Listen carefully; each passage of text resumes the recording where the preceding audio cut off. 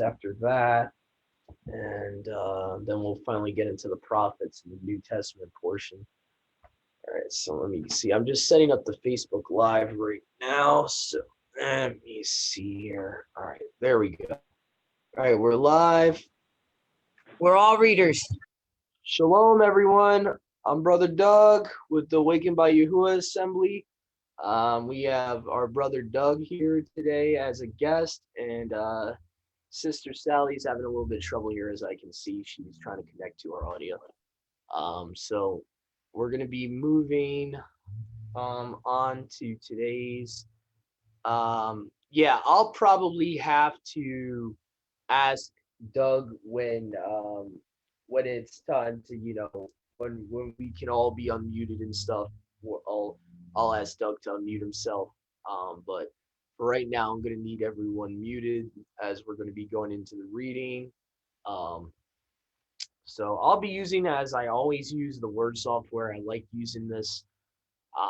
It has the print in bold. It's very easy to read on the screen for the viewers and listeners that will see this on Facebook and YouTube. It's very easy here. So I'm going to have the Aramaic Targum of Onkelos on the right, as I usually do, the XXE Breton's English Septuagint on the left, side by side, so you guys can see here. All right.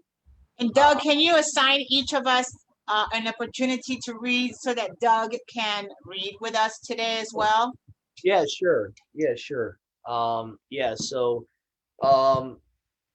What I'll do is I'll have you guys split up. We don't have many readings to do because for some reason this Haftarah this week is very short as far as amount of readings. What I'm thinking of doing is, and I'll just show for people that can actually see it on their screen, this is our document I have on my Kindle that we use as a template. So what I'm going to be doing here is, because the judges portion is so short, I'm just going to be including that with my numbers reading. But we still have Ezekiel 44 to 48. I could give that to, let's see, I could give that to maybe Sister Josie. Let's see here. Sister Marissa, you could have Daniel 9 to 12. I thought I was too. Oh, all right, Mom. You'll do Daniel 9 to 12. All right. And so my mom's going to do Daniel 9 to 12. Josie will do Ezekiel 44 to 48. And I was thinking possibly Doug and Sadie could split up 1 Corinthians 5, chapters 5 to 9. Maybe Sister Sadia could start it off, 5, 5 and 6, and then Douglas Pounds could do the last two chapters,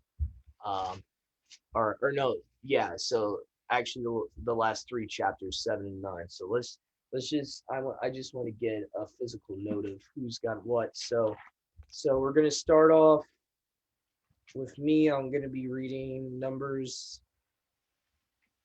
5 to 7, and then Judges 13.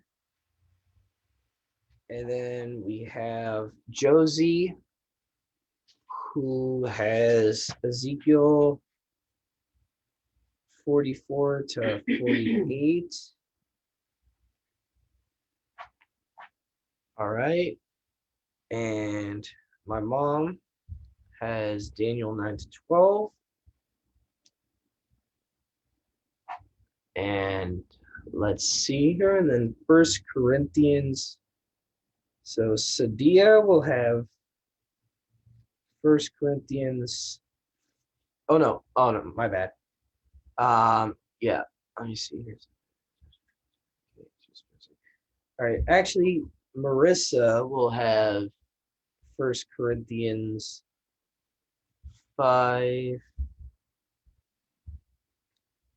and 6, and then Doug can finish us off with chapters 7 to 9. Okay. All right. So, and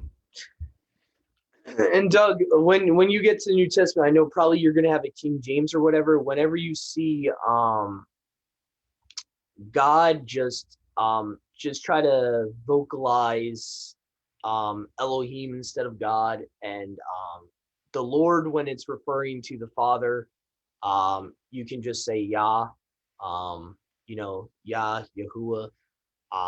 And when the son's name, the same, if you're not comfortable or I'm not being able to pronounce the full name, just say Yah, um, rather than Jesus, just because that's just our personal beliefs here. We like to honor the Father's name and the Son's name here, vocally um, pronouncing their correct names. And so if it's easier for you, you can just do the prefix of Yah if that's easier for you when we get to your part.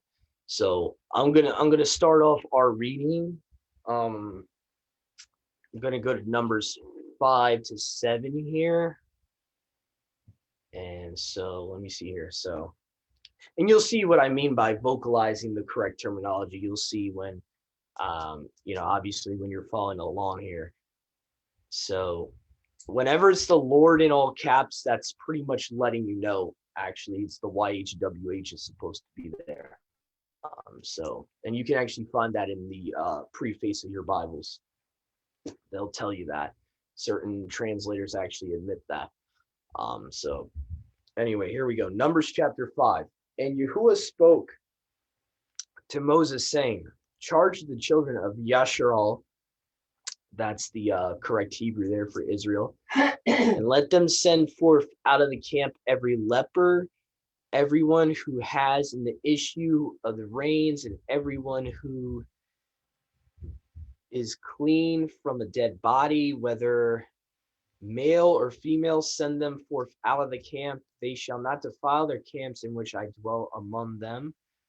And the children of Yasharal did so and sent them out of the camp as Yahuwah said to Moses, so did the children of Yasharal.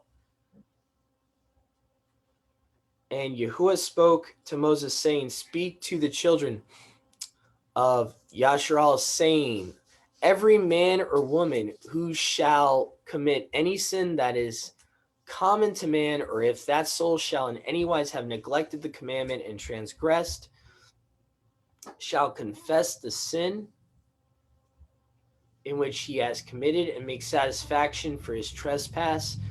He, the principal, and shall add to the fifth, shall make restoration to him against whom he has trespassed. But if a man has no near kinsman, so as to make satisfaction for his trespass to him, the trespass offering paid to Yahuwah shall be for the priest, besides the ram of atonement, by which he shall make atonement with it for him. And every first fruits and all the set apart things among the children of Yasharal, whatsoever they shall offer to Yahuwah shall be for the priest himself, and the set apart things of every man shall be his. Whatever man shall give to the priest, the gift shall be his. And Yahuwah spoke to Moses, saying, speak to the children of Yasharal, and you shall say to them, whosoever wife shall transgress against him and slight and despise him, and anyone shall lie with her carnally, and the thing shall be hid from the eyes of her husband, and she should conceal it and be herself defiled, and there be no witness with her, she should not be taken, and there should come upon him the spirit of jealousy, and should be jealous of his wife, and she be defiled, or there should come upon him a spirit of jealousy, and he should be jealous of his wife, and she should not be defiled. Then shall the man bring his wife to the priest, and shall bring his gift for her, the 10th part of an ephah of barley meal. He shall not pour oil upon it, neither shall he put frankincense upon it, for it is a sacrifice of jealousy, a sacrifice of memorial, recalling sin to remembrance. And the priest shall bring to her and cause her to stand before Yahuwah, and the priest shall take pure running water in an earthen vessel, and he shall take of the dust that is on the floor of the tabernacle of witness, and the priest shall have taken it, shall cast it into the water. And the priest shall cause the woman to stand before Yahuwah, and shall uncover the head of the woman, shall put it into her hands, the sacrifice of memorial, the sacrifice of jealousy. And in the hand of the priest shall be the water of this conviction that brings the curse. And the priest shall adjure her, shall say to the woman, if no one has lain with you, and if you have not transgressed so as to be polluted, being under the power of your husband, be free from this water of the conviction that causes the curse. But if being a married woman you have transgressed or polluted, anyone has lain with you besides your husband, okay, then the priest shall adjure the woman by the oaths of this curse, and the priest shall say to the woman, Yahuwah bring you into a curse and under an oath in the midst of your people, in that Yahuwah should cause your thigh to rot and your belly to swell. This water, bringing the curse, shall enter into your womb to cause your belly to swell and your thigh to rot, and the woman shall say, so be it, so be it. And the priest shall write these curses in a book and shall blot them out with the water of the conviction that brings the curse. And he shall cause the woman to drink the water of conviction that brings the curse, and the water of the conviction that brings the curse shall enter into her.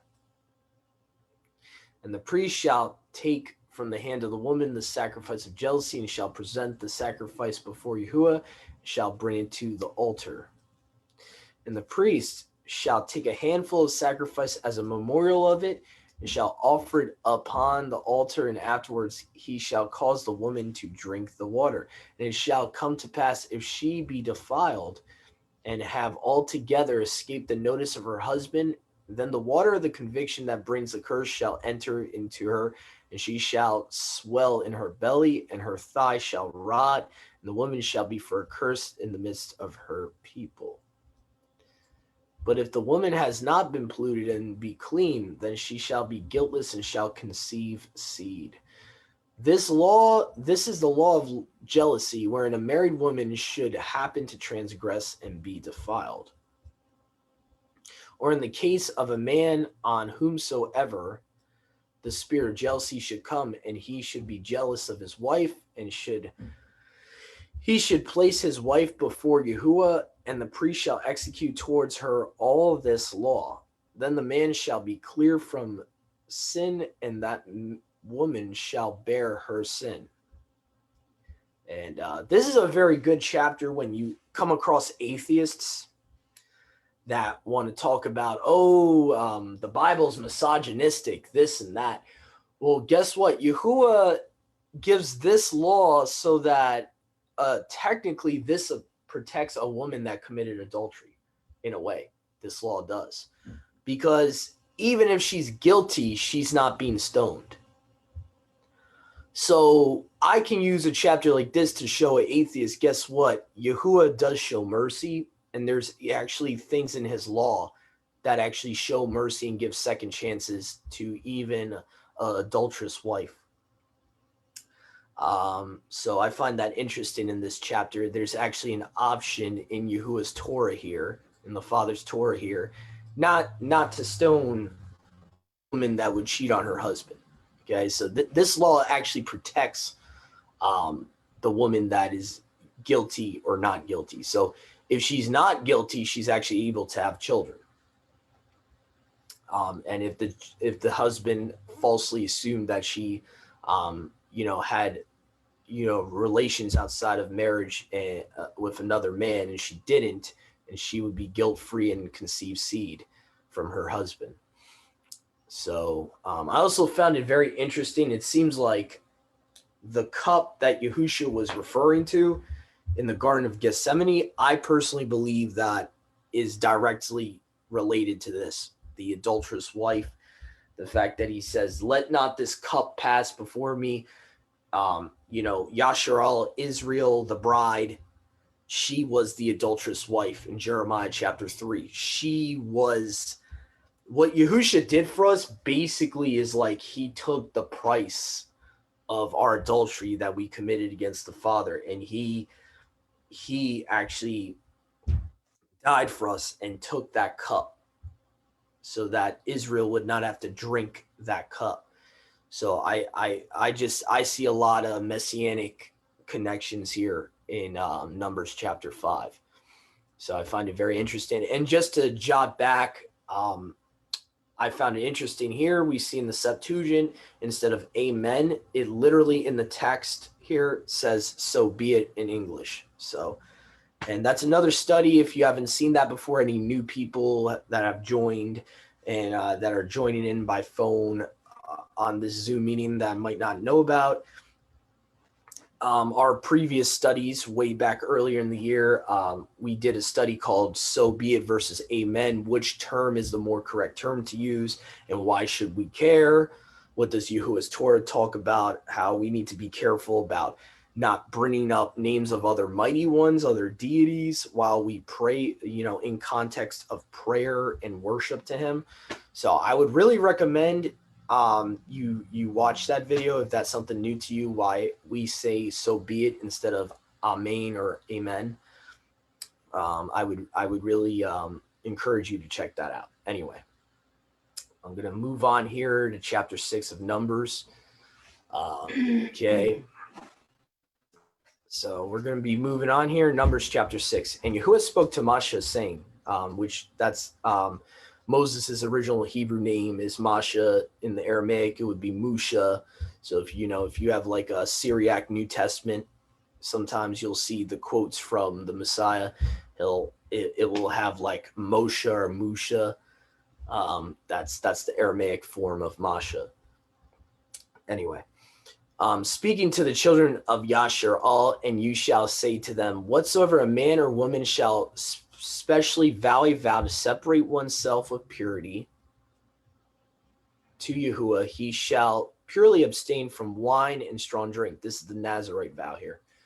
Okay.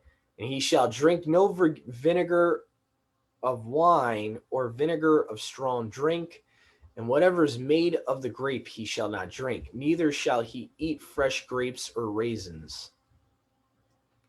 All the days of his vow he shall eat no one of all the things that come from the vine, wine from the grape stones to the husk.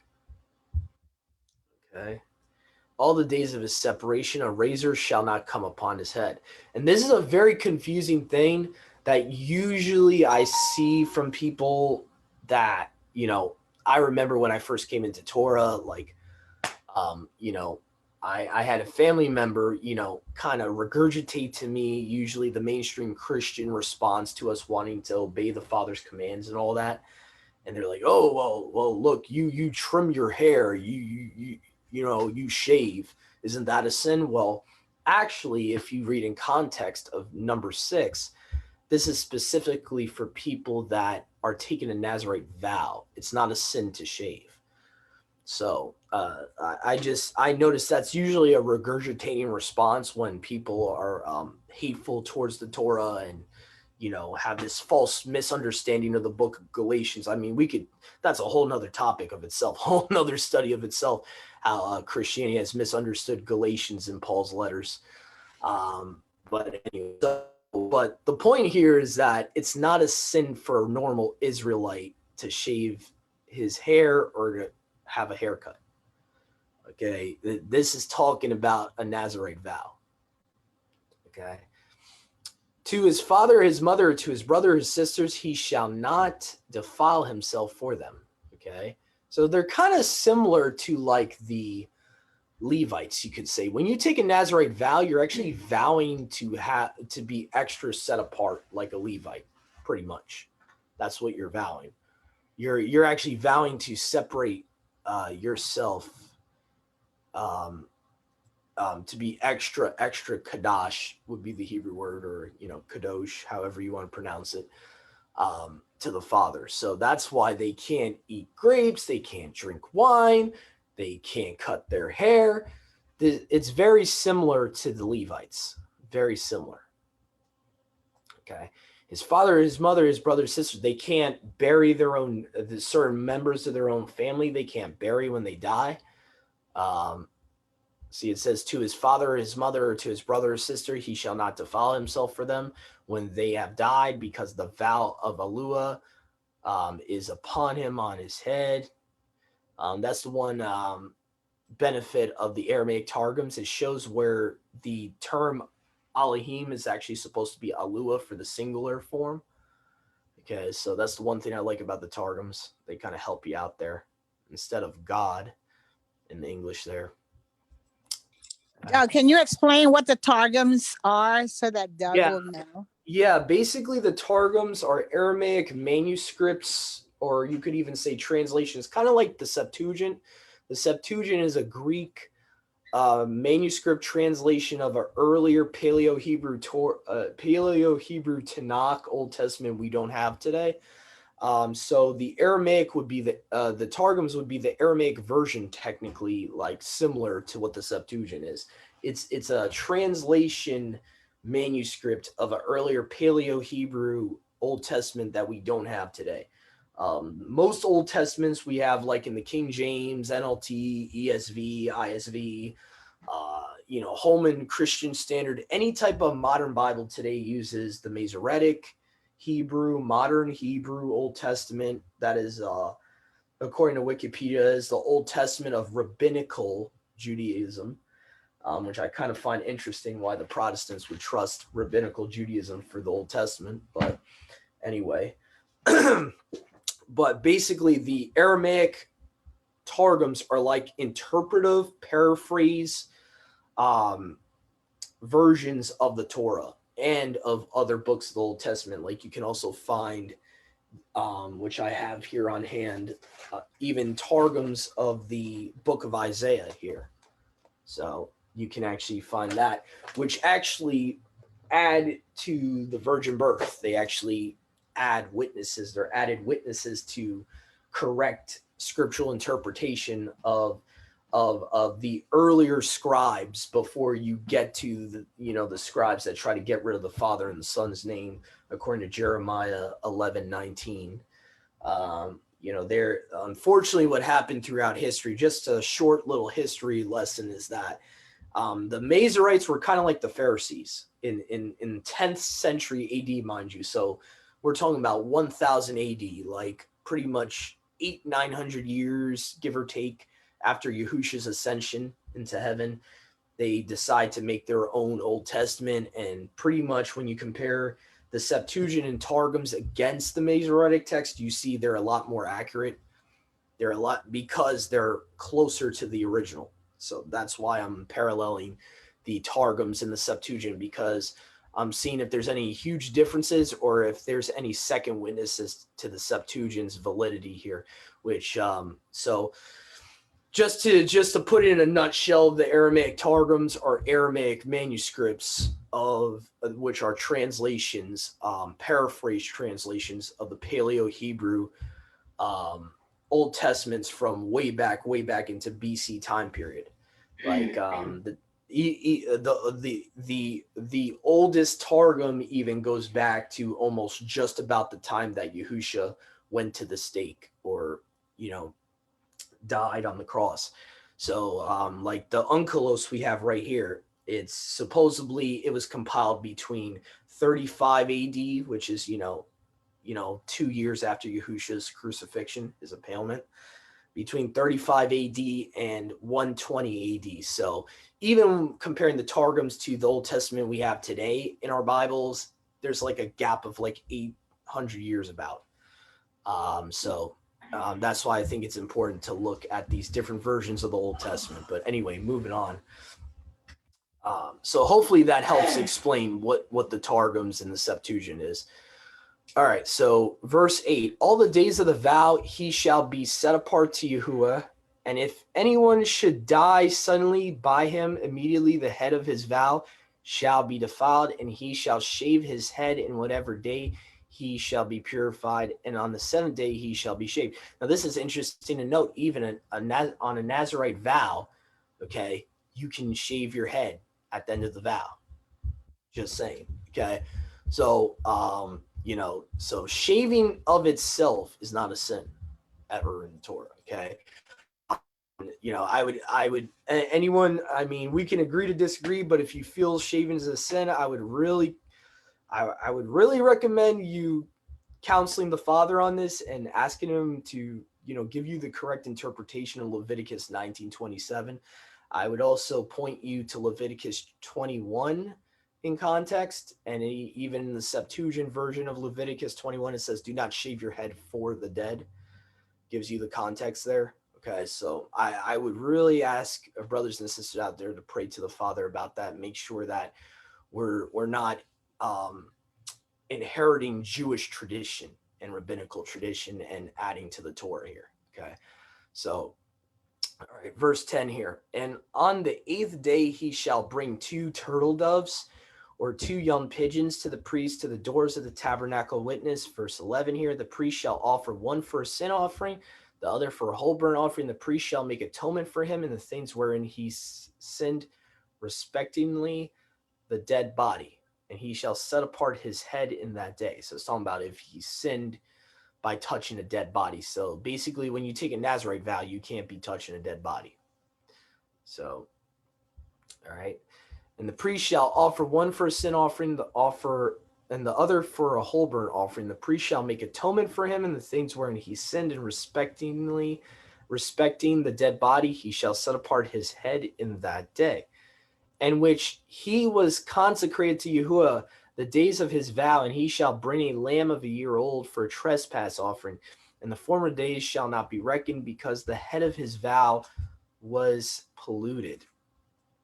And this is the law of him that has vowed, in whatever he shall have fulfilled the days of his vow. He shall himself bring his gift to the doors of the tabernacle of witness, and he shall bring his gift to Yahuwah, 1 male lamb of a year old without blemish for a whole burnt offering, and 1 ewe lamb for a year old without blemish for a sin offering, and 1 ram without blemish for a peace offering. Okay. And I actually like the word peace offering better here. The Targum gets a little bit generalized, which is very out of character, because usually they paraphrase. So that's weird. That just says consecrated oblation. I mean, that's very generalized. Anyway.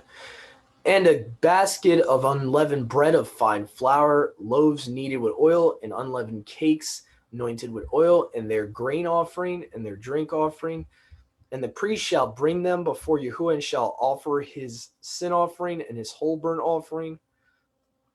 And he shall offer the ram as a sacrifice of peace offering to Yahuwah with a basket of unleavened bread. And the priest shall offer its grain offering and its drink offering. And he that has vowed shall shave the head of his consecration by the doors of the tabernacle witness, and shall put the hairs on the fire which is under the sacrifice of peace offering. So basically, because the priest, because the person who take the vow of the Nazarite vow, they messed up by touching a dead body, they become ceremoniously unclean. They have to shave their head. So it's actually a commandment to shave their head. Okay. And shall put the hairs on the fire which is under the sacrifice of peace offering. By the way, I think most people believe this when Paul in the New Testament says, when they, the Pharisees, I believe, right, Mom, they attack Paul and they say, do this to show them that you keep the law of Moses, right? And it talks about shaving someone's head. I believe it's going back to this. It's going back to the Nazarite vow. And so basically they brought an Israelite to Paul and said to listen, probably a grafted in Gentile, most likely, and told Paul, listen, Paul, you have him shave his head to prove that these accusations against you aren't true. So and this is important to bring out because Christian theology is that he taught against the law. So if we think Paul's a legit apostle, but he taught against the law, we got a problem here. Because that's the exact accusations that in the 1st century AD that the people of the Jerusalem Council were actually concerned about, and were saying to Paul, listen, you better prove to them that you're not teaching lawlessness against the law of Moses, okay, that the law is done away with and all that. Okay, so I encourage people read Acts. I don't remember what chapter that is, Mom. No, not offhand. Okay, I know it's in the book of Acts somewhere. It might be 15, it might be 20. Yeah, people put it in the chat if you find it. Just type it in the chat for me, and I'll bring up the cross reference. But I'll continue here. And the priest shall give the sodden shoulder of the ram and one unleavened loaf from the basket, one unleavened cake, and shall put them on the hands of the votary after he has shaved off his set apart hair. The priest shall present them as an offering before Yahuwah. It shall be the set apart portion for the priest, besides the breast of the heave offering, and besides the shoulder of the wave offering. Afterwards, the votary shall drink wine. So basically, after you're, after you're done with the Nazarite vow, you can drink wine again. Okay, this is the law of the votary who shall have vowed to Yahuwah his gift, to Yahuwah concerning his vow, besides what he may be able to afford according to the value of his vow, which he may have vowed according to the law of separation. Okay.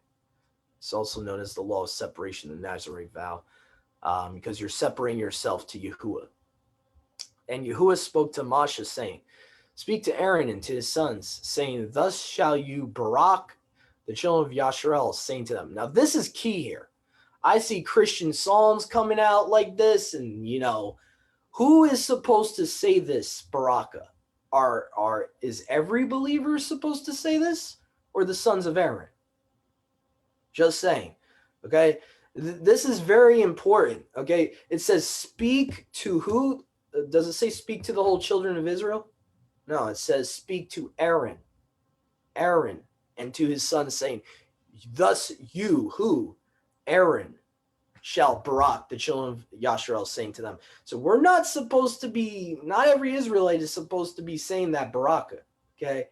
And not every believer is supposed to be saying that baraka. I see a lot of well-meaning Christians with the contemporary Christian music genre trying to make songs about Numbers 6:23, and they mean well, but Yahuwah is giving this command to Aaron and his sons. He doesn't give it to all the Israelites to say this baraka for the children of Israel. You see what I'm saying? So we got to be very careful not to do things in our own way here, okay, and bringing strange fire by doing that. Okay, so Doug, are you saying that the Aaronic prayer is only to be uttered by a son of Aaron? That's what it says here. It says speak to Aaron right here. It says speak to Aaron. When Yahuwah gives the Israelites a commandment, you'll see, sis, all throughout the Old Testament, it says, speak to the sons of Israel, speak to the sons of Israel. It will never say a singular person, a specific person, if it's not only for that specific person. Like, Yahuwah is very direct. When he says speak to Aaron and his sons, he's saying that for a reason. He's saying but he knows that after many years, it doesn't say that you're supposed to stop saying the Aaronic prayer after. But he didn't give it to the children of Israel to say. So does that mean that the people that are saying it are blaspheming? They're not blaspheming, sis, but they're doing things in their own way. They're just like if someone was to do a sacrifice to Yahuwah in their backyard, and we're not in a Levitical priesthood, they're bringing strange fire. Like a tradition? Well, not tradition, sis. They're trying to keep the commandments without proper context. Oh, I see. Right. Okay. This context is specifically, as it says right here in verse 23, speak to Aaron and to his sons. It doesn't say speak to the whole children of Israel. But a lot of people do that prayer, the Aaronic prayer. So what do we say to that? There's many people. Well, I would say most of us do. We have to lovingly, kindly rebuke them and be like, you shouldn't be doing this. You're not a son of Aaron. This was not given to you to do. Yahuwah is very direct with his commandments. If he wants an isolated group of people only to do a certain commandment in a certain priesthood, then that we have to respect Yahuwah's will. If we really want to desire to obey him the way he's giving these commandments, he's the lawgiver. We need to also not just desire to obey his commands, but we need to understand that there's certain commands we cannot obey because we are not certain individuals that he's given certain commandments to. There's certain commands in the Torah that he has not given every Israelite to. Okay, so when the word says do not take away and do not add to my word, so is that taken away from his No. word? No, it's not taken away from his word. It's looking at it in the context. You got to look at these commands in the proper context. Yahuwah gives certain commands to only women, certain commands to only men, and certain commands like this only to Levites. Just like we just read in Leviticus 21 a couple of Sabbaths ago, do not shave your head for the dead. That was even specifically given to Levites.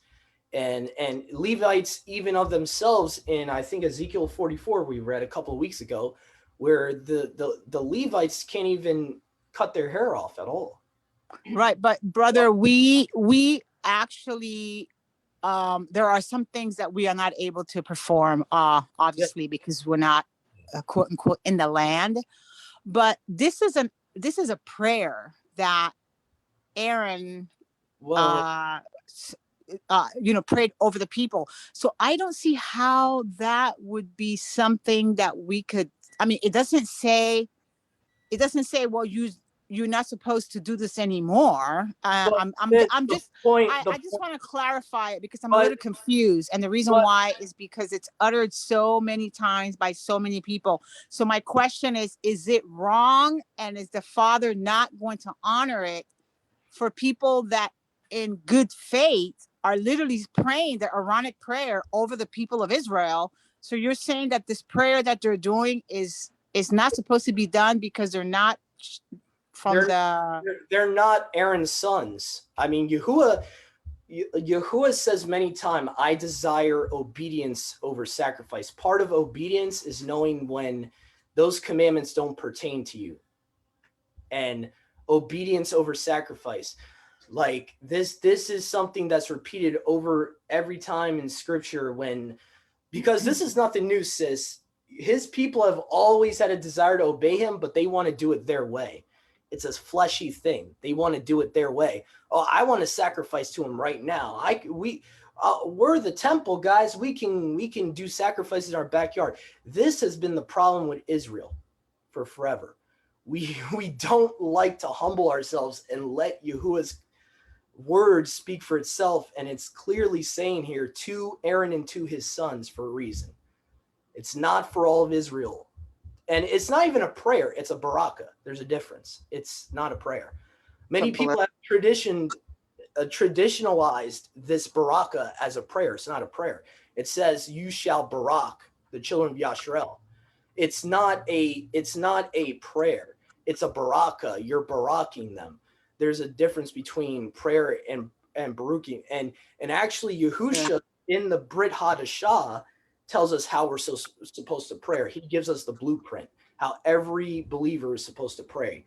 And so this has been, I would say, actually, Sister Josie, now going back to your point you brought up, yeah, it kind of is traditionalized. It kind of is. Yeah, just by what you just explained. This is how things start. Misunderstanding a Torah commandment and not understanding the context of who that command is for can turn into rabbinical type of walk where you actually start adding to the Torah and start saying we need to be doing this Aaronic baraka. Yes. There's a reason it's called the Aaronic baraka. It's for Aaron and his sons. So and for our brother Doug Pounds, baraka means blessing. For our brother Doug Pounds, baraka means blessing. Yeah, I see it. It's plain. It really is. I really see it now like I've never seen it before, because we just kind of run with things even on this side sometimes, because it is plain and clear here. Speak with Aharon and with his sons to bless the children of Israel. Yeah, so when we're in the millennium again, like I know a lot of people that are coming out of the church now too, that are new to this movement, they're probably asking themselves, okay, since we can't do it, we're grafted in Israelites. A lot of us have, Gentile ethnic backgrounds, including me. So when is this going to happen again? When can this be applied again and applicable again? My answer would be the millennium. There's going to be Levites in the millennium. I know that's a foreign thing. Usually when we come out of the evangelical church, we're taught that Yahusha did away with the sacrifices, and a misunderstanding of the Daniel 9:27 and who that's really referring to is the beast, not Yahusha. Um, the Levitical priesthood was not put and done away with. It was on hold. It's on hold right now. Mm-hmm. Coming back in the millennium. So a lot of these commands we have to understand in the Levitical priesthood are on hold. Paul even says this in the book of Hebrews. He says there has been a change in the Torah, meaning there's a change of law inside of the law, that there's certain things we can't do right now. And this is one of them. No one can really do an Aaronic Baraka because there's no Levitical priesthood set in place. There's many, and this is not the only thing. There's many different things in the Levitical priesthood we can't do right now. Certain things about quarantine we can't do. There's commandments on quarantine that we can't fully keep because we don't have a Levitical priesthood. There's many things in the Torah that we can't do right now. So we're not sinning or picking and choosing. And I just like a presumption that's usually made by people that are against Torah and stuff like that. And they'll say, well, you're sinning because you can't keep the whole law. First of all, Israel could never keep the whole law without fault, number one. Paul talks about this in the works-based salvation and the era of the works-based, Pharisaic movement in Paul's day. So he breaks this down how, he even says to them, none of our fathers, none of our ancestors could keep the whole Torah without failing once. So how are you going to try to put that as an added prerequisite when someone first believes in Yahusha for salvation? And that's the context of what Paul's talking about. He's saying, like, how are you going to say they got to keep all the laws without fault to be saved and depend on their own works to be saved when our fathers couldn't even do that? In reality, Daniel, in the Daniel captivity, he could not keep certain parts of the Torah, but he was righteous. He could not do sacrifices. He could not do certain things. And Yahuwah still considered him to be righteous. He was still a righteous man in captivity. So just because we can't physically do a command of the Torah doesn't mean it's sin against us. I think that's what's confusing in this Torah movement. I think people assume that, when in actuality, Yahuwah knew we were going to be in dispersion. He knew there was going to be no Levitical priesthood. Shoot, he caused that to happen. Okay, so how would that make any sense that it's sin against us? So basically, there's certain things we cannot do because they're put on hold. Yeah. So Anyway, if anyone wants to bring up anything, just please raise hands. So I know you want to bring up something. Joshua has had his hand raised for a long time. Yeah, he brings Joshua, up a good point. Yeah, Joshua, go ahead. I'm sorry, I've had you waiting for a while. That's all right, brother. You already touched on it. I was just going to ask, since because we're not in a current Levitical priesthood, we can't keep this vow, but you pretty much just said that. Cool. Yeah. It's pretty much, when we look at stuff in context, it's self-explanatory. It's really Yahuwah, like, just to close this little rabbit trail here. Yahuwah, when he makes a commandment for all of us, it will literally say all of us. He's not trying to confuse us. He's really not. He's going to say that talk to the children of Israel. When it says say to the sons of Israel or the children of Israel, that's all 12 tribes. When he says talk to Aaron and his sons, that's Aaron and his sons. That's the Levitical line. So Yahuwah's not trying to confuse us. He's really not. He's trying to make it simple for us. We just need to allow Scripture to interpret itself, and we need to take out any type of cultural biases we might have that we were brought up in. We need to just allow the Scripture to say what it says. So anyway, and I know it's well-meaning, but I would just ask brothers and sisters out there that have done that in ignorance, just ask the Father for forgiveness. And I'm pretty sure he honored you doing it because you were in ignorance, but now it's only for Aaron and his sons. So anyway, moving on. Verse 26. Yahuwah lift up his countenance upon you. So actually, let's go back up because we started at verse 23 or 24 here.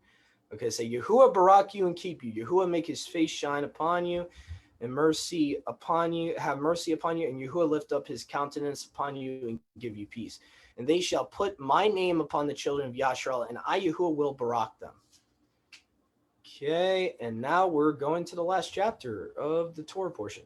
And it came to pass in the day in which Moshe finished the setting up of the tabernacle that he anointed it and set it apart and all its furniture and the altar and all its furniture.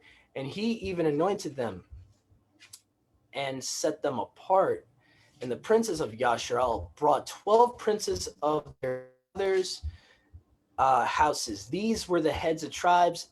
These are they that presided over the numbered, and they brought their gift before Yahuwah 6 covered wagons, 12 oxen, a wagon from 2 princes, and a calf from each, and they brought them before the tabernacle. And Yahuwah spoke to Moshe, saying, take of them, they shall be for the works of the services of the tabernacle witness, and you shall give them to the Levites. Okay, so these wagons are specifically for the Levitical priesthood. To each one according to his ministration. And Moshe took the wagons and the oxen and gave them to the Levites, and he gave 2 wagons, 4 oxen to the sons of Gershom, according to their ministrations. 4 wagons and 8 oxen he gave to the sons of Merari, according to their ministrations by Ithamar, the son of Aaron the priest. But the sons of Kohath, he gave them not, because they have the ministrations of the set apart things. They shall bear them on their shoulders. And the rulers brought for dedication of the altar in the day in which he anointed it, and the rulers brought their gifts before the altar. Yahuwah said to Moshe, 1 chief each day, they shall offer their gifts, a chief each day for dedication of the altar. And he that offered his gift on the first day was Nasan, son of Aminadab, prince of the tribe of Yehudah, and he brought his gift. 1 silver charger of 130 shekels was its weight. 1 silver bowl of 70 shekels according to the set apart shekel, both full of fine flour kneaded with oil for a grain offering. And by the way, the reason I'm reading this as grain offering, meat in the Old English language, sorry guys, I'm really raspy today. The British word of meat in the Old English language just means food. So like you'll see in Genesis chapter 1 in the King James Bible, it will say, all the herb of the field I gave you for meat. It's talking about food, okay? So this is not necessarily an animal sacrifice here. And actually the ISR in these verses actually translate as grain offering. So it's an offering that it's talking about in context here. 1 gold censer of 10 shekels full of incense, 1 calf of the herd, 1 ram, and 1 he lamb of a year old for a whole burnt offering, and 1 kid of the goats for a sin offering. And for a sacrifice of peace offering, 2 heifers, 5 rams, 5 he goats, 5 ewe lambs of a year old. This the gift of Nasan, the son of Aminadab. And the second day, Nathanael, son of Sogar, the prince of the tribe of Issachar, brought his offering, and he brought his gift, 1 silver charger, its weight 130 shekels, 1 silver bowl, it was 70 shekels according to the set apart shekel, both full of fine flour kneaded with oil for a grain offering. 1 censer the total of 10 golden shekels full of incense, 1 calf of the herd, 1 ram, 1 he lamb of a year old for a whole burnt offering, 1 kid of the goats. By the way, kid is a baby goat. Just, I don't know, just in case you're getting confused here, because our modern English language has kind of used that term to describe a human child when really that never was used in the Old English language. In the 1600s, they never used kid to refer to a human child. They used it to refer to a human, my bad, not human, a baby goat. So kid in its original context referred to a baby goat. Yeah. And for a sacrifice peace offering, 2 heifers, 5 rams, 5 he goats, 5 ewe lambs of a year old. This was the gift of Nathanael, the son of Sugar. On the third day, the prince of the sons of Zebulun, Eliab, son of Chelon, his gift, 1 silver charger, its weight 130 shekels, 1 silver bowl of 70 shekels, according to the set apart shekel, bowl full of fine flour, kneaded with oil for a grain offering. 1 golden censer of 10 shekels, full of incense, 1 calf of the herd, 1 ram, 1 he lamb of a year old for a whole burnt offering, 1 kid of the goats for a sin offering, and for a sacrifice of peace offering, 2 heifers, 5 rams, 5 he goats, 5 ewe lambs of a year old. This was the gift of Eliab, the son of Chelon. On the 4th day, Eleazar, the son of Sidor, the prince of the children of Reuben, he brought his gift, 1 silver charger, its weight 130 shekels, 1 silver bowl of 70 shekels, according to the set apart shekel, both full of fine flour kneaded with oil for a grain offering, which actually that's what the word minka means. If you're looking at the Aramaic here, minka is a grain offering. Okay. All right. Let me just see here. I don't know why it moved up here. Let's see. I think I was on verse 32. Thinking here. Yeah. Fragrant incense, 1 golden censer, 10 shekels full of incense, 1 calf of the herd, 1 ram, 1 he lamb of a year old for a whole burnt offering, 1 kid of the goats for a sin offering, and for a sacrifice of peace offering, 2 heifers, 5 rams, 5 he goats, 5 ewe lambs of a year old. The gift of Eleazar, son of Shedeur. On the 5th day, the prince of the children of Simeon, Salamiel, the son of Suri Shaddai, his gift, 1 silver charger, its weight 130 shekels, 1 silver bowl of 70 shekels, according to the set apart shekel, both full of fine flour kneaded with oil for a grain offering. 1 golden censer of 10 shekels, full of incense, 1 calf of the herd, 1 ram, 1 he lamb of a year old for a whole burnt offering, 1 kid of the goats for a sin offering. And let's see here. And for a sacrifice of peace offering, 2 heifers, 5 rams, 5 he goats, 5 ewe lambs of a year old. This was the gift of Salamiel, the son of Shaddai. On the 6th day, the prince of the sons of Gad, Eliasaph, son of Raguel, his gift, 1 silver charger, its weight 130 shekels, 1 silver bowl of the 70 shekels, according to the set apart shekel, both full of fine flour kneaded with oil for a grain offering, and 1 golden censer of 10 shekels, full of incense, 1 calf of the herd, 1 ram, 1 he lamb of a year old for a whole burnt offering, 1 kid of the goats for a sin offering, and for a sacrifice of peace offering, 2 heifers, 5 rams, 5 he goats, 5 ewe lambs of a year old. This was the gift of Eliasaph, son of Raguel. And the 7th day, the prince of the sons of Ephraim, the son of Amihud, his gift, 1 silver charger, its weight 130 shekels, 1 silver bowl of 70 shekels, according to the set apart shekel, both full of fine flour kneaded with oil for a grain offering. 1 golden censer of 10 shekels, full of incense, 1 calf of the herd, 1 ram, 1 he lamb of a year old for a whole burnt offering, and 1 kid of the goats for a sin offering, and for a sacrifice of peace offering, 2 heifers, 5 rams, 5 he goats, 5 ewe lambs of a year old. This was the gift of Elisema, the son of Amihud. And on the 8th day, the prince of the sons of Manasseh, Gamaliel, interesting. That's a similar name to Paul's teacher when he was a Pharisee. So that's kind of interesting. I guess that name carried down even to the 1st century AD there. Gamaliel, the son of Phatasur, his gift, 1 silver charger, its weight 130 shekels, 1 silver bowl to 70 shekels, according to the set apart shekel, both full of fine flour mingled with oil for a grain offering, 1 golden censer for 10 shekels full of incense, 1 calf of the herd, 1 ram, 1 he a year old for a whole burnt offering, and 1 kid of the goats for a sin offering.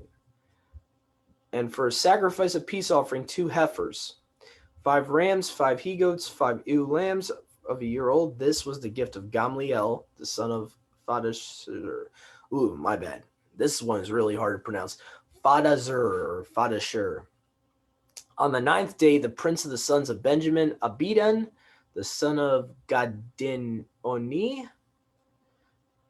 his gift, 1 silver charger, its weight 130, 1 silver bowl of 70 shekels, according to the set-apart shekel, both full of fine flour mingled with oil for a grain offering, 1 golden censer of 10 shekels, full of incense, 1 calf of the herd, 1 ram, 1 he lamb of a year old for a whole burnt offering. Can I go talk to him at the desk about this? No. No, I didn't think No so. burdens on the Sabbath, no. I thought I did.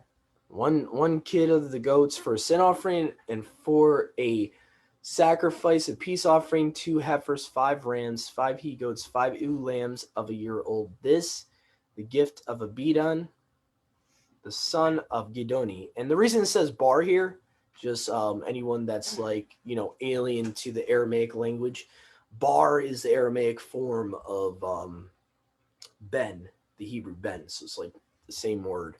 Just Aramaic's a little different, a little bit closer to the original Hebrew, it seems. On the 10th day of the prince of the sons of Dan, Achiezer, son of Ammishaddai. Again, Shaddai keeps being used as a suffix for people's names, so that's interesting. There might be proof to Shaddai actually being a title for the father here, since it's a lot of people's suffixes. Anyway. He brought his gift, 1 silver charger, its weight 130 shekels, 1 silver bowl of 70 shekels, according to the set-apart shekel, both full of fine flour and oil, for a grain offering, 1 golden censer of 10 shekels, full of incense, 1 calf of the herd, 1 ram, and 1 he lamb of a year old for a whole burnt offering, and 1 kid of the goats for a sacrifice of peace offering, 2 heifers, 5 rams, 5 he goats, 5 ewe lambs of a year old. This was the gift of Achiezer, son of Ammishaddai. Okay. And on the 11th day, the prince of the sons of Asher, Phagiel, the son of Ekron, his gift, 1 silver charger, its weight 130, 1 silver bowl of 70 shekels, according to the set-apart shekel, both full of fine flour mingled with oil for a grain offering. 1 golden censer of 10 shekels full of incense, the calf of the herd, 1 ram, 1 he lamb of a year old for a whole burnt offering, 1 kid of the goats for a sin offering. And for a sacrifice of peace offering, 2 heifers, 5 rams, 5 he goats, 5 ewe lambs of a year old. This was the gift of Phagiel, the son of Akron.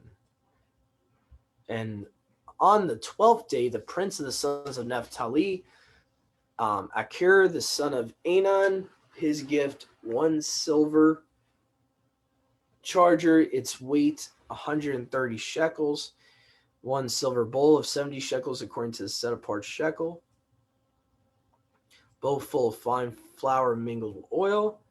For a grain offering, 1 golden censer of 10 shekels, full of incense, 1 calf of the herd, 1 ram, 1 he lamb for a year old for a whole burnt offering, and 1 kid of the goats for a sin offering. And for a sacrifice of peace offering, 2 heifers, 5 rams, 5 he goats, 5 ewe lambs of a year old. This was the gift of Achir, son of Anan. This was the dedication of the altar in the day which Masha anointed it by the princes of the sons of Yasharal. Whoops. Ooh, I did not want that to happen. Whoa. Okay. Stupid keyboard there. All right, let me see here. I think I was down to... Whoa. Okay, hold on. My bad, guys. Stupid wireless keyboard did that. All right, so let me just... The previous chapter. All right. Let's go to 7 here. All right. We were all the way down at like verse 86, I believe. Yeah. 120 shekels for all the cattle for whole burnt offerings, 12 calves, 12 rams, 12 he lambs a year old, their grain offerings or drink offerings, 12 kids of the goats for a sin offering, all the cattle for a sacrifice of peace offering, 24 heifers, 60 rams, 60 he goats of a year old, 60 ewe lambs of a year old without blemish. This is the dedication of the altar. After that, Moshe set it apart, and Aaron, and after he anointed him. When Moshe went into the tabernacle witness to speak to Elua, then he heard the voice of Yahuwah speaking to him from off the mercy seat, which is upon the ark of witness, between the two cherubs. Now, this is interesting. This is another topic I want to talk about, how the Masoretic kind of screw things up. The Aramaic Targums actually agree with the Septuagint here, between the cherubs. He sits between the cherubs. If you notice in the Masoretic text, it will say he sits. Oh, no, my bad. No, the Septuagint and the Targums a lot of times will say he sits above the cherubim. The Masoretic text says he sits between the cherubim. So it's very interesting, that type of topic. But anyway, so that was Numbers chapter 7, dealt with all these offerings, all the princes of the tribes of Israel are giving. They're giving to the priests to set apart to Yahuwah. And that's what it's talking about, all the and everything, the wagons and all that. So that was the end of our Numbers portion. We're going to take a very brief, quick intermission. So when we get back, I will be reading Judges 13 for us, and we'll be moving on to a new reader here. So please stay tuned. We'll be back very shortly in the next couple of minutes. Shalom.